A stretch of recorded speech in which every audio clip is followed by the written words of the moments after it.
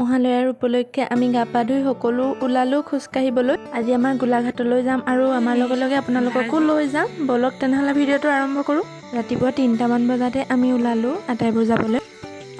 চেলটো বনিছে নি তুই আৰু ইহঁত অকণমানিকেইটাও আমাৰ লগত যাব। অকণমানো টোপনি নাই আজি সিহঁতৰ। আন্ধা মুন্ধা নেদেখে ব্লাৰ হৈ গ'ল গোটেই। মায়েনো ফ্লাছটো মাৰি আছে কেনে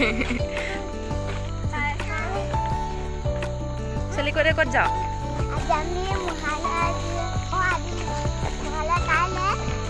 আজিয়ে আন্ধাৰ কাৰণে ভাবিছ নি আজি আজি আজি মহালয়া আজি আমি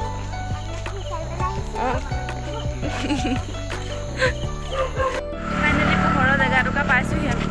মহালয়াৰ দিনা বোলে গা পা ধুই সোনকালে খোজকাঢ়িবলৈ গ'লে বেমাৰ আজাৰৰ পৰা হাত সাৰিব পাৰি এনেকৈ বুলি শুনিছোঁ। আৰু আপোনালোকে কেনেকৈ কি জানে কমেণ্ট বক্সত জনাবচোন। মাত নাইকিয়া হ'লেই মেগা মাত কে ফোন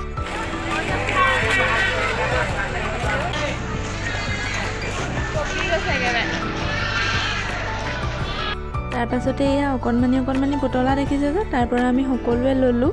ইমান ধুনীয়া ধুনীয়া আছিলে।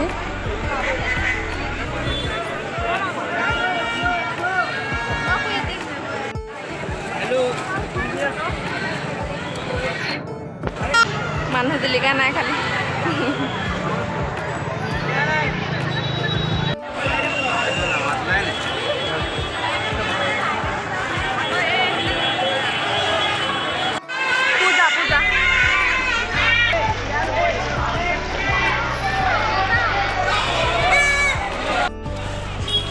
পূজা দেখা দে কাপোৰ হেৰি মিলা লৈছে।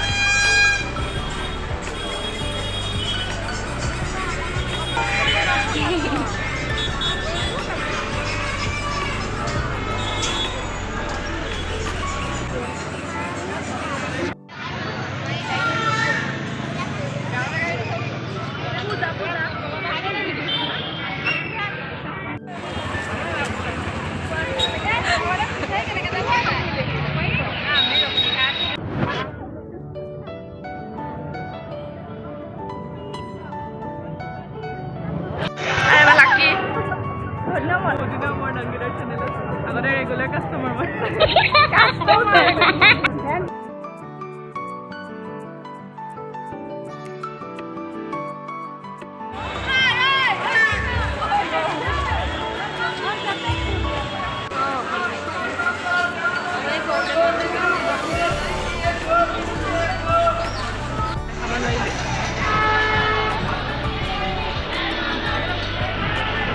সেই হাইখন চুম্পি ভালে খুব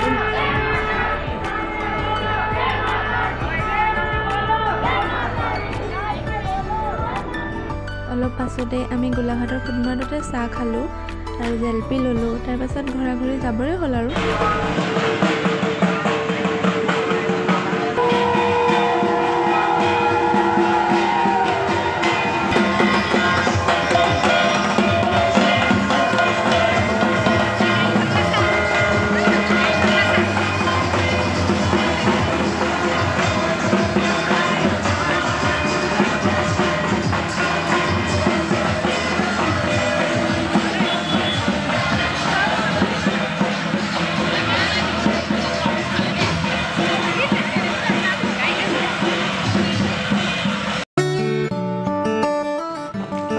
বেলুন এটা ফুটিয়ে থাকিলে